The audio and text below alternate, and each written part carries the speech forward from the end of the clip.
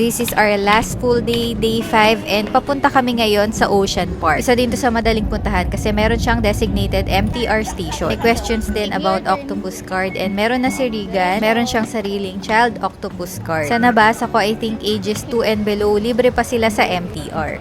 Hi! Dito sa travel namin, hindi kami ganun ka-strict sa time. Kahit nung Disneyland namin, parang mga 10 na kami umaalis sa hotel. Ang ganda! O diba, nakapasok na tayo agad.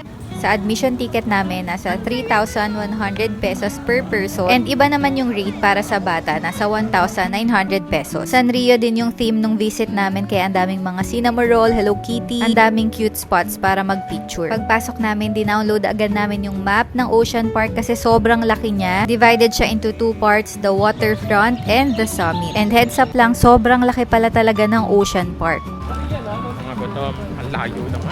Layo ng Marine World. And ito yung inuna natin. Kasi may kainan din. Ito, meron na. Dito na tayo. And based lang sa nakikita namin online, mas okay na unahin sa The Summit. And you can transfer via cable car or funicular dito sa dalawang sides ng Ocean Park. Normally din, mas gusto ng tao na sumasakay sa cable car. Pero kung gusto nyong mas mapabilis yung pagpunta nyo sa The Summit, paakyat, mag-funicular kayo, and pagpababa, saka na lang kayo mag-cable car. Gaya ng ginawa namin. Ito, pababa na kami sa the waterfront. Yung waterfront side, yun yung malapit yung entrance. Dito sa last full day namin, nagkaubo na rin si Regan, kaya hindi na rin kami masyado nagtagal. Pero dito sa The Summit, nandito yung mga sharks, penguin, and meron din mga extreme rides.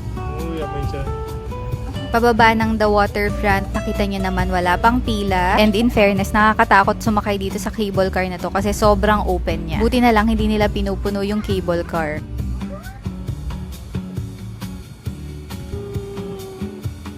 Ang tarik!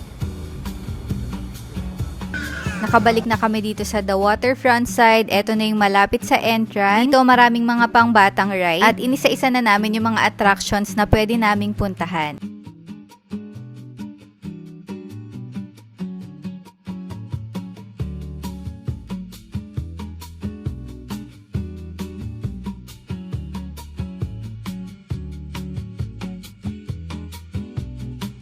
And kung tulad namin kayong may dalang stroller, ayan, pinapark lang naman siya sa labas. May mga designated area naman sila para sa mga strollers.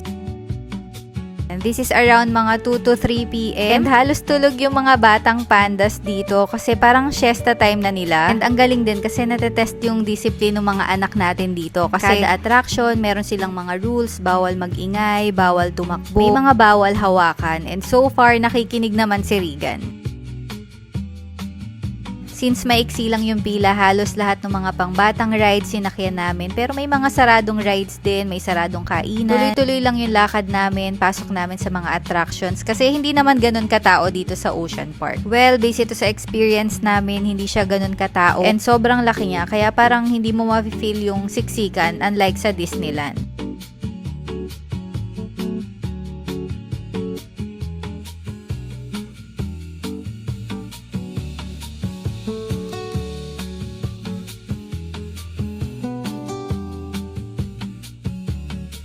And same sa Disneyland, may mga water refilling stations din dito sa Ocean Park. Pero ang pinaka napansin ko dito, ang ganda, ang linis, at ang lamig ng mga CR nila.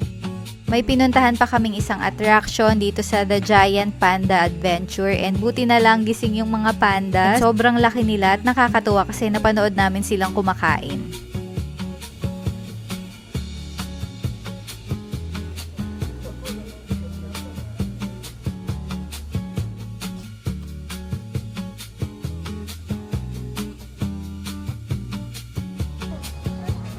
Ito na yung last na pinuntahan namin, itong The Grand Aquarium. And papasok pa lang, sobrang habang lakaran na.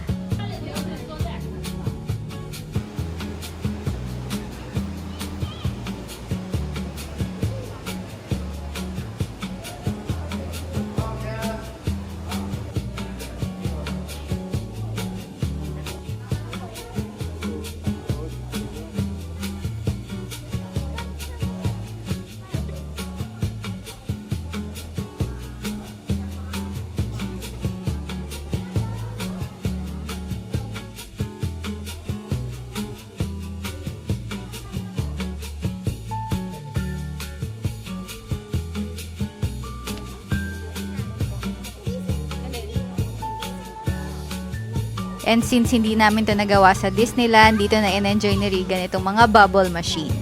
May baon din pala kaming snacks dito and hindi naman siya sinita, kaya habang nag-aantay kami kay Regan, nagme-merienda na rin kami. Sakto bago magdilim, nakabalik na rin kami dito sa hotel namin, BP International Hotel. Kaya naman, dito ko na rin gagawin yung aming room tour. Ito yung aming CR and if I remembered it right, hindi kasama sa toiletries yung toothbrush. Pero meron naman siyang shampoo and body wash. May baon din pala akong foldable tabo dahil walang bidet. Dito lang din sa left side pagpasok, meron kaming maliit na closet. And eto na yung overview ng buong room. Meron pala tong king size bed. Wala itong kasamang breakfast nung binook namin siya, pero pwede nyo namang idagdag yun. Pero nung binook namin itong room via Agoda app, nasa 5,400 per Mataas yung rating nitong BP International, kaya ito yung binook namin. May kainan sa labas, 7-Eleven, may grocery store, and hindi ganun kalapit sa MTR station, pero okay naman. Overall, okay yung stay namin dito sa hotel.